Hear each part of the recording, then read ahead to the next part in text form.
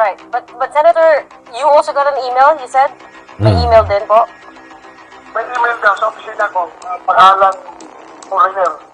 Ano po yung title? Gumagawa po ang mga kinaukulan kung paano magkaroon ng ugnayan. Sa katulad mo, nagdadamputi na ng ICC na. Sa katulad mo, Senador Bato. Okay. Alright. Well, ulitin ko lang po, no? Gusto ko na po makuha yung reaksyon ninyo. Dito nga po sa sinabi ni former Senator Trillanes regarding the ICC arrest warrant that they have raised the quantum of evidence from probable cause to certainty of conviction at oo nga daw po.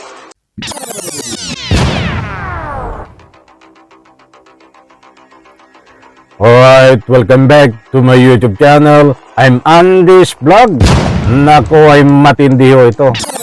Mga mahal kong taga-subaybay, talakayin natin ito. Itong paghahanap, pagpaparamdam ng ICC dito ho kay Senador Bato. Ibabagi ko po sa inyo itong kasagutan, matinding kasagutan nitong si Senador Bato. Tungkol dito, sa ika nga po sa kanya din ang galing na hinahanap siya ng ICC. Nako ho, inuunahan ko po kayo. Hindi ho ito fake news.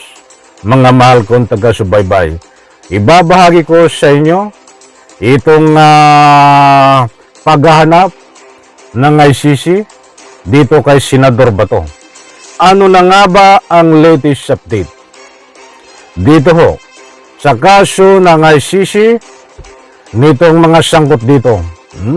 Hindi naman po lingid sa inyong kalaman na ang tinuturong utak dito, pinakang mastermind, itong dating Presidente Digong at ang mastermind, siyempre itong pangalawang arkitekto, itong dating PNP chief na si Senador Bato, na kasalukuyan ngayon ay tumatakbo ho bilang senador, na wag po nating iboto ito, At kung pwede lang, wag po nating iboto itong si Senador Bato. Mga kaibigan, sa puntong ito, para naman sa lubos yung pangunawa, ay itong kaganapan kung paano hinahanap si Senador Bato nitong ICC, sapagkat sa kanya mismo galing kay Senador Bato, ayon sa kanyang actual interview, ay pinaghahanap siya ng ICC. Ito po, inaanyayahan ko po kayong pakinggan, panoorin, at nang sa ganon, lubos po nating maunawaan at bibigyan po natin ito ng kaunting paglilinaw. Ito. Gusto lang po namin makuha yung reaction po ninyo doon sa sinabi ni Senator Trillanes. Hindi ko po alam kung narinig po ninyo. Pero sabi po niya that... Salamat, 1PH. Senator, po. Pakiwait lang ko, nandyan yan. Senator? Senator, nandyan ka ba to? Nandyan na ang ICC. Hala.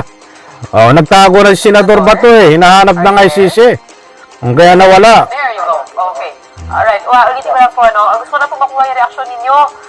Dito nga po sa sinabi ni former Senator Trillanes regarding the ICC arrest warrant that they have raised the quantum of evidence from probable cause to certainty of conviction at oo nga daw po ay nakikinig ang ICC dito sa Quadcom hearings na nangyayari sa... Nako, ayan pala. Mga kaibigan, malinaw naman po diyan. Dito, 1PH, shoutout, maraming salamat. Ipahintulot ang paggamit ng inyong video clips. Ayun dito, sa mainit na usapin, mainit na balita, ay ang ICC ay nandiyan at nagpaparamdam kay Senador Bato. But ito tingnan po natin kung ano itong matinding kasagutan ni Senador Bato dito sa issue na paghahanap sa kanya ng ICC. Pasensya na po, namamalat ako. Sa Congress. Sige lang, hayaan mo lang si Trillanes kung ano yung pinagsasabi niya. Hindi mo naniwala sa kanya. Sige lang, hayaan mo lang yan. Kahapon kasi Senator lumabas din sa Hayaan na lang daw, mga kaibigan. Yan ang matinding sagot ni Senador Bato. Hayaan na lang si Trillanes, ibig sabihin pinagmamayabang niya na walang katotohanan ang tungkulo dito sa lahat ng impormasyon na ika nga po ay kinasasangkutan niya. Nagmamayabang pa eh. Akala siguro ni Senador Bato ay katulad ng dati. Nung kapanahunan, nakabanguhan pa ng pangalan na Duterte, na pangalan na Bato, na nabulag, marami ang nabudol. Ngayon po ay taon 2024 na, Senador Bato. Sinusuka kayo ng taong bayan nang dahil dito po sa inabuso nyo ang kapangyarihan nung kayo ay panahong nanunungkulan bilang PNP chief. Iba noon at ngayon. Kung magsalita ka, akala mo, nasa iyo ang simpatiya ng taong bayan. Mga Jar, na-pick up no, yung headline ninyo na ini-ignore nyo daw yung mga tawag ng ICC. Can you explain to us further what you mean by that? Sino po ba yung tumatawag sa inyo?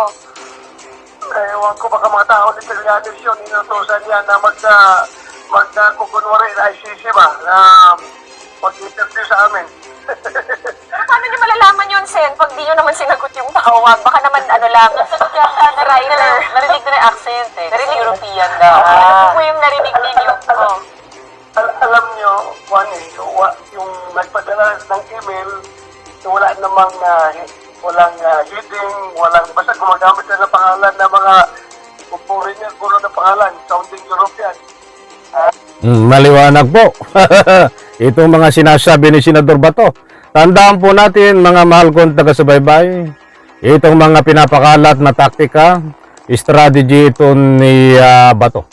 Kung may tumawag po man sa kanila, hindi po natin alam kung totoo itong mga pinagsasabi ni Bato. Batang atin o dito, naniniwala po tayo na mayroon pong gumagalaw na ICC. Hindi ko lang pwedeng i-discuss sa inyo ito dahil confidential ayon ho sa nakuha nating impormasyon. Ngayon, ang ginagawa ho ni Bato, gumagawa ng tactical strategy, lalong-lalo na ho, malapit na ang eleksyon. Ginagamit niya itong salitang ICC na pinabubulaanan niya na gumagawa ng anumang kwento. Itong si Senador Bato. Mga kaibigan, tandaan po natin, itong sinabi ni Bato na ini-ignore niya ang ICC. O paano na?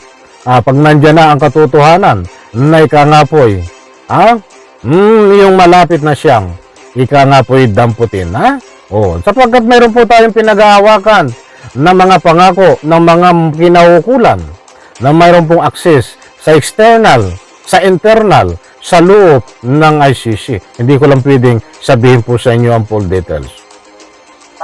Kaya lang, hindi namin entertain dahil patagal ko entertainin mo, it's tantamount to recognizing their jurisdiction over us. So, as of now, we do not recognize their jurisdiction over us. Right. But Senator, you also got an email, you said? May email din po? May email daw sa opisina ko, pangalan foreigner. Ano po yung title? Wala lang, nag-request lang na kung pwede daw mag-interview sa akin. Interview, request. Hindi ko alam kung anong pinagsasabi ni Senador Bato eh. Basta dito ho, basta usapang ICC, umasa ho kayo dito sa actual interview ni Senador Bato. Kahit saan siya magpa-interview, ay sisiraan niya itong si Trillanes, sisiraan ang ICC at gagamitin ang salitang walang jurisdiction, kalukuhan. Nakot, patuloy tayo. Request for interview. Baka naman lang yung phishing scam at so the email is on top of the phone call. Tama po? Did I get that right? There was also a phone call. Nauna yung email, tapos later may phone call. Pero hindi ako nakasagot, yung secretary ko. So sa opisina ninyo? Sabi ko nga, ang bilis nakakuha ng email address, ang bilis nakakuha ng number itong mga taga-ICC. Ay, public servant po kayo. Tapos talaga nakapublish yan. Naman po yung number ng office ninyo, Senator. So sa office sila nagko-contact? Supalpal ka kay Gretchen ho. You are a public servant. Automatic nakapublic ang iyong mga ika nga po anumang contact diyan. Kahit pa sabihin sekretary mo yan. Gumagawa po ang mga kinahukulan kung paano magkaroon ng ugnayan. Sa katulad mo, nagdadamputin na ng ICC na. Sa katulad mo, Senador Bato, gumagawa ng paraan ang ICC kung paano ka madampot. Kumbaga, hindi naman po sa cellphone. Cellphone niyo po ba? Cellphone ng secretary ko. Direct to your secretary. So far, you've been ignoring all of the outreach po. Yes, ini-ignore natin yan because we do not recognize their jurisdiction. So, official email po ba ng ICC yung ginamit nila? Wala Ano? kayong letterhead, no? Tama po ba, Senator? Walang letterhead? Wala letterhead. Basta gusto lang daw akong interviewin. Tapos ang pangalan ng foreigner sounding word. Okay, siguro we'll cross the bridge na lang, Senator, when we get there. Yan ang tawa ko dito kay Senador Bato. Talagang matindi ito eh. Matindi pa ka sa kung matindi. Mga mahal kong taga-subaybay. So maliwanag po diyan, inignore niya, tinawanan, itong naghahanap sa kanya ng ICC. Mga kaibigan, kung totoo man yan, siyempre gagawa ng paraan niya si Senador Bato. Para, ika nga po katulad ng sinasabi niya, inignore. Talagang i-ignore yan. Mga kaibigan, ang matindi pa dito, kung talagang tumawag yan, o maging legit man, gagawa pa rin ho ng paraan yan na bad feedback, nasiraan ng ICC, na ganito, katulad ho ng mga sinasabi niya. Basta tumasa po tayo, pagdating sa usapay ng ICC, gagawa ng paraan si Senador Bato na anumang statement, anumang ipapalabas sa media, na para makahatakos siya ng anumang simpatiya, lalo't lalo na po ngayon, ay magkakaroon ng ika nga po 2025 midterm election na kailangan niya ng anumang taktika, strategy para nang siya ganon makakuha ng boto. So mga kaibigan, wag na wag po nating iboto ito. Hindi ko naman kayo pinapangunahan kung pwede lang, mga mahal kong taga-subaybay, dahil may karanasan po tayo dito.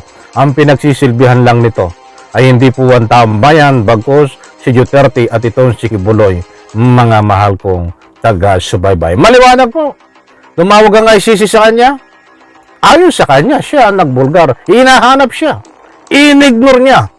Ayun ang matinding revelasyon niya. Huwag kang magtago. Dapat pabor sa iyo yan. Kung tumawag ang ICC, kung may tatanong sa iyo, o dadamputin ka ba? Para maipaliwanag mo at magkaroon ka ng ika nga po'y pagkakataon, maipaliwanag ang side mo. Batandaan po natin, ang ICC po ay may isang salita. Ang rules po nila, kung ayaw mo makipag-coordinate, halimbawa ay tinawagan ka, ay doon ka na lang ho sa ICC court magpaliwanag na may kasamang warrant of arrest. Mga mahal kong taga-subaybay. Sapagkat bago mag-issue di umano ng warrant of arrest, ayon po sa ating pagre-research, bago mag-issue daw di umano ng warrant of arrest sa ICC, bibigyan ka ng pagkakataon para magpaliwanag. Ayaw magpaliwanag. So, doon ka na lang, Senador Bato, sa ICC Court, magpaliwanag na may kasamang warrant of arrest ng ICC. Maraming salamat. Pagpalain po tayo lahat. Sabay-sabay po nating i-like ang video na ito. Yan po sa comment section, may kalayaan po kayong magbigay ng anumang public opinion. Bye-bye. Palapakan.